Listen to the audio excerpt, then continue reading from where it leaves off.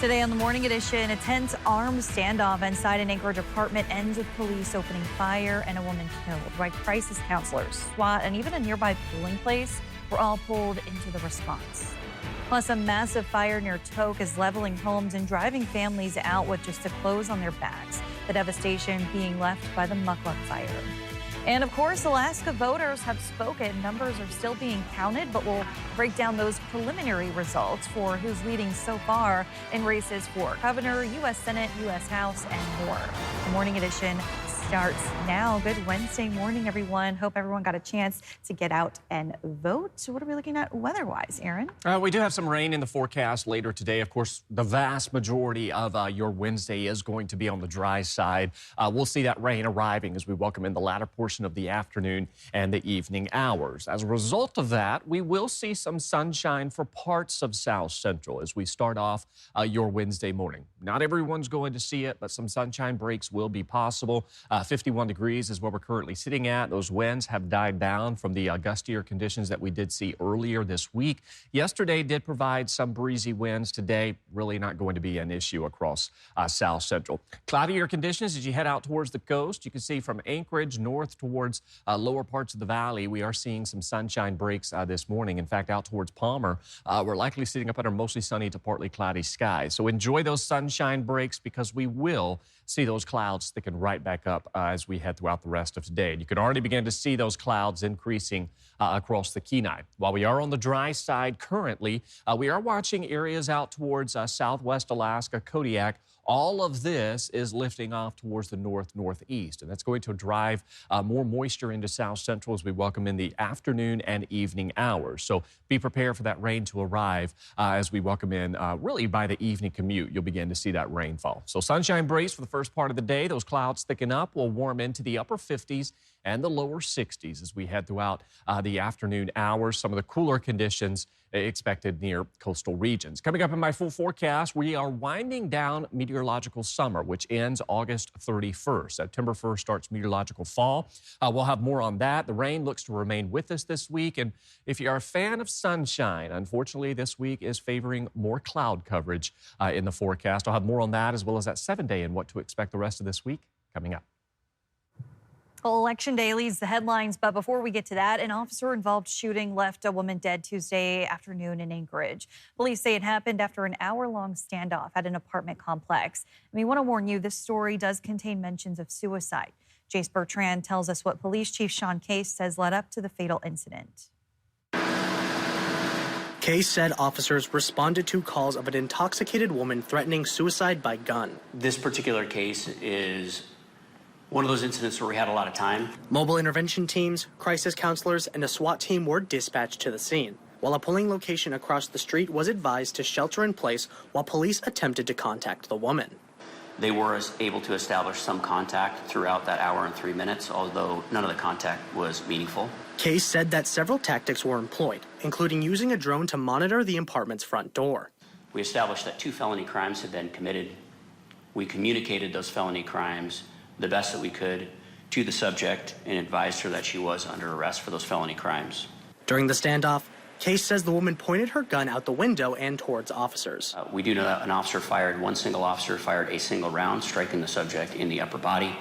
Officers made entrance into the apartment where the female was pronounced deceased on scene. Case said that the rules of engagement in situations such as these prioritize communication over use of force. We see over and over again that communication leads to people actively surrendering. Part of that process when we communicate with folks in crisis, whether they've committed a crime or not, we know we have alcohol on board, we know there's suicidal tendencies. Ultimately, we're trying to connect with the person to get them help. Jace Bertrand, Alaska's news source. We'll continue to follow this case and provide any updates as they become available. Now, those who are experiencing thoughts of suicide or self-harm are encouraged to reach out to the Suicide and Crisis Hotline at 988. Anchorage police have identified the officer in last week's shooting near DeBar as Michael Shamblin, who's been with the department since 2023. State prosecutors will review whether the shooting was justified. Police say the man who was shot had been seen inside Walmart loading a handgun and that shots were fired after officers found him in a nearby parking lot. The man is in stable condition and Shamblin is on administrative leave. The Mukluk fire around Tok continues to rage, having destroyed at least 20 structures, and at last update has burned over 5,000 acres. Governor Dunleavy issued a disaster declaration for the blaze. We spoke with one of the families that lost their home, now facing a very difficult recovery. Yeah, I wasn't sure if my house was going to be completely burned to the ground or maybe just a little singed, But I guess it must have been a roaring, raging inferno because everything is just burned to nothing. Officials say it's roughly 16% contained inside the Tok community where it started, and they estimate about 20 structures have been lost. Damage assessments are expected to start coming in later today. The Alaska Highway remains open, but troopers are restricting access to the north, and evacuation orders are still in place. About 20 people have checked in at shelters, and one evacuee was treated for superficial burns and released. Canadian hand crews, large air tankers, helicopters, and smoke jumpers are all working the fire. Now to those primary election day preliminary results. Remember, these are unofficial as votes are still being counted. There are several close races that we're monitoring. Josiah Pike shares who's leading so far. Josiah.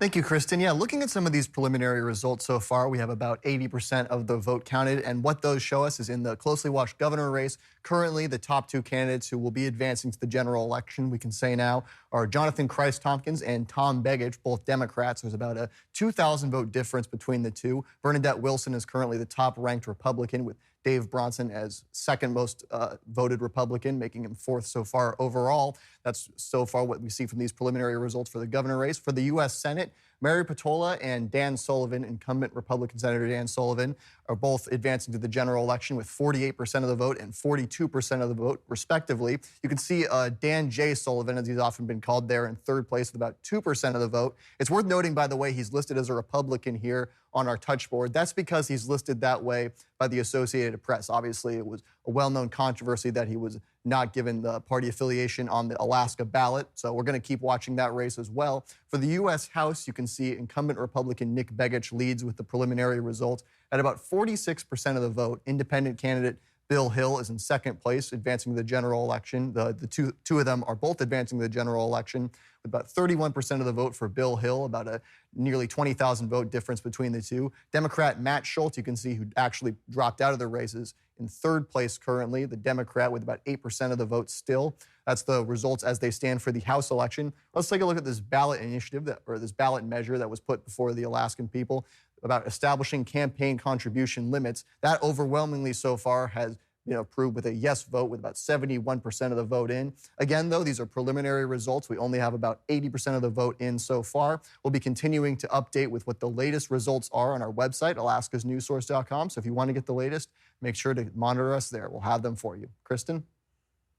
All right, thanks so much, Josiah. The Senate race is of particular note, one that the entire nation is paying attention to, with control of Congress in the balance between the Republican and Democratic parties. Our White House correspondent John Decker has the latest on the Senate primary and what it means nationally. Tuesday's Senate primary in Alaska is a contest that results show is essentially a neck-and-neck contest between a sitting incumbent Republican senator and a former member of Congress. Leading up to Tuesday's primary, Alaska Senator Dan Sullivan acknowledged that he's facing some headwinds in trying to win a third six-year term in the U.S. Senate. This election is going to be really, really important, and the Democrats are energized. Sullivan, endorsed by President Trump, told me in an exclusive interview that for most Alaskans, the #1 issue this election cycle is the high cost of living. Affordability is definitely one of the issues, and, it's an important issue. Alaska, traditionally has been challenged on energy costs. Hi, everybody. Mary Peltola, the former Democratic Congresswoman who was defeated in her re-election run 2 years ago, is Senator Sullivan's main challenger. I am right down the middle. I'm as moderate as a person could possibly be. Peltola told me just hours before polls closed that there are actually some issues that President Trump has gotten right in his second term. A lot of the messaging, a lot of the commitments he's made to resource development, to energy projects, is a relief across our state. Peltola and Senator Sullivan were the two top vote-getters in Tuesday's Senate primary. They will now compete along with two others in November's general election. In Anchorage, Alaska, I'm John Decker. Still ahead today on the Morning Edition, it's the first day of school in Anchorage for many students. Join me here at North Star Elementary for a look at what the school year might look like. And the wet conditions stay with us as we close out the week, watching that rain arriving later this afternoon across South Central. I'll have more on that. First at sunrise, 6:19 in Anchorage, 5:30 in Cupertino. And welcome back in. 13 minutes past the hour on this Wednesday morning. Aaron, you say we're not going to see some sunshine for a bit. Yeah, we may see some sunshine breaks, but the clouds, they are going to win over this week. Many areas expected to sit up under mostly cloudy to overcast conditions. We are winding down meteorological summer. Now, the summer season, astronomical summer, we stay up under that through September. But as far as meteorological summer, that does end at the end of this month. And then we start meteorological fall starting September 1st. So we have a good idea of how our summer has fared so far. Many areas of the state, or at least most of the populated areas, have been holding in the upper 50s and the lower 60s for our average high. Anchorage sitting at the 20th wettest summer, Fairbanks the 16th driest summer, and as of this morning, Juneau is sitting at the 4th driest summer with just over 5.5 inches of precipitation for the entire season. We are waking up this morning, 40s and 50s across the state, some 30s as you head out towards the slope, where we did see some localized areas of wintry mix through the night. We're still going to see those temperatures favoring across the state, 50s and 60s for highs, so don't expect those temperatures to budge much as we head throughout the day. We're still keeping some rain showers as you head out towards southwest Alaska, some light activity through Norton Sound, as well as parts of the interior as you head northwest of Fairbanks. So rain showers this morning are really scattered to periodic in nature. We are going to begin to see some increasing rain, though, later this afternoon into the evening for South Central. So for the Kenai, you'll begin to see that arrive towards the early afternoon hours, and then that will build northward for Anchorage and lower parts of the valley. By this evening commute, you will begin to see that rainfall, and this rain will stay with us through the overnight hours on into our Thursday. This is not going to be persistent, widespread rain, but we will see these waves of showers staying with us overnight on into our Tuesday, with the heaviest rain looking likely out towards coastal areas of South Central. And you can see even as we head into our Friday, we're going to continue to keep at least some isolated to scattered showers. What we're going to be watching is this system by the weekend. If it holds together and builds into South Central, we'll still see some rain showers. If it doesn't, we will trend on the drier side. So we're really going to be watching the track of that system. For now, though, we're going to see the heaviest rainfall the next couple of days for coastal areas. Still a decent shot for that rain, though, as you head across western parts of the Kenai, north into the valley, where we're still on track for about 1/4 to 1/2 inch of rainfall. And that precipitation chance, as you can see, stays with us through the rest of this week, although it does wind down as we welcome in next week. So we will begin to see some quieter weather take hold. Like we've been talking about, this week is not going to be all day, everyday rain.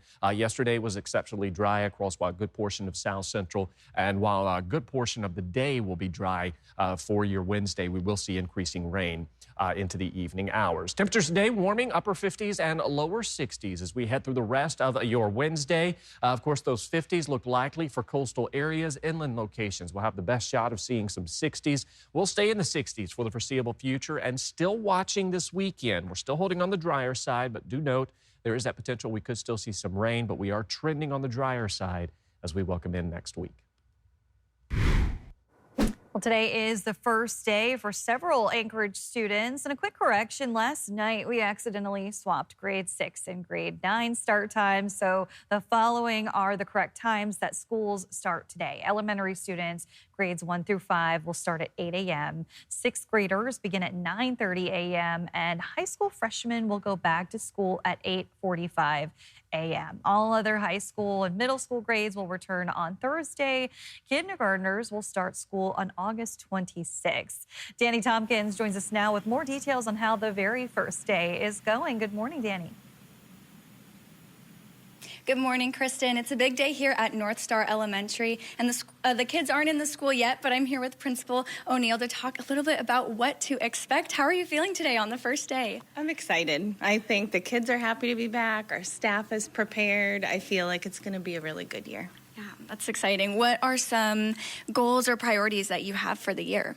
Our staff really wants to prioritize having books in hands for kids. So we've had a lot of time to kind of curate some things for the morning for them to be reading. Any breaks that they have, they'll have books, just really high interest things that will get them that love of reading that we feel like kids are kind of missing these days. And then we really focused on writing. A lot of our training when we came back was about writing and what we can do K-5 to really, whatever they're practicing in reading, they get to practice in their writing and really kind of hit the save button on what they're learning. So that should be a good time this year.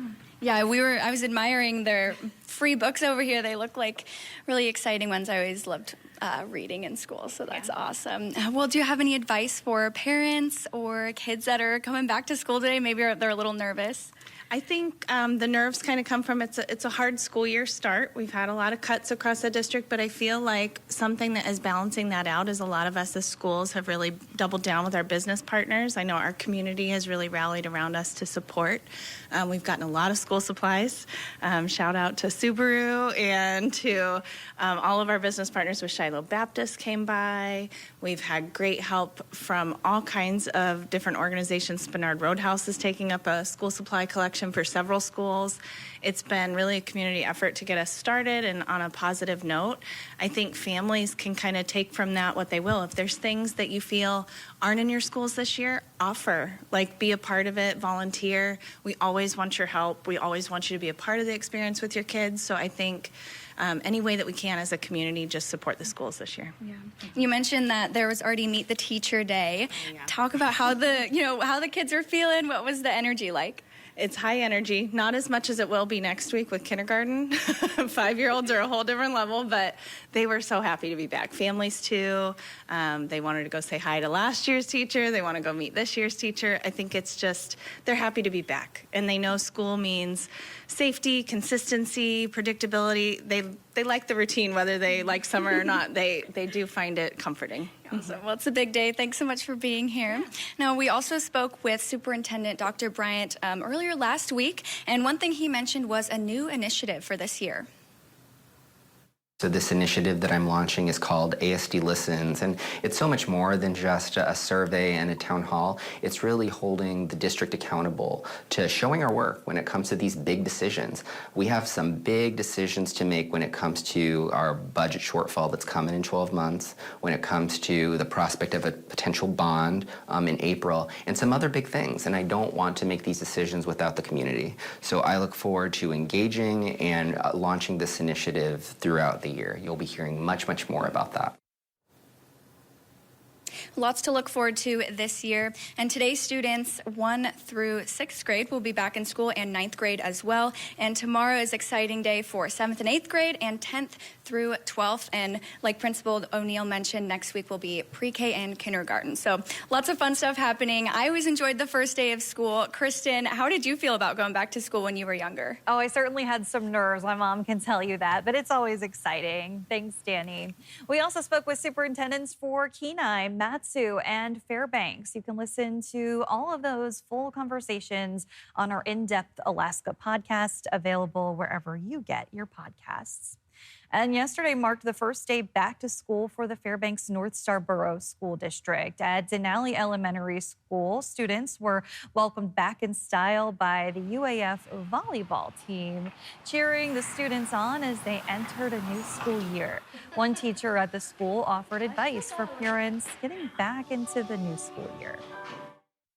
I became a better teacher after I became a parent when you get to understand. But please, parents, feel free to go into the school, chat with your teacher all the time. Just keep those relationships open.